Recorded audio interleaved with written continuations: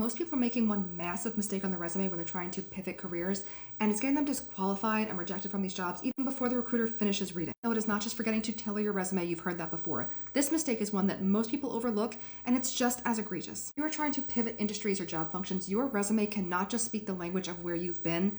It has to speak the language of where you are going. If it's not, you're going to count yourself out right from the jump. So let's say you work in patient-facing medical billing and you are now trying to pivot into operations roles, administrative, more back-end types of jobs.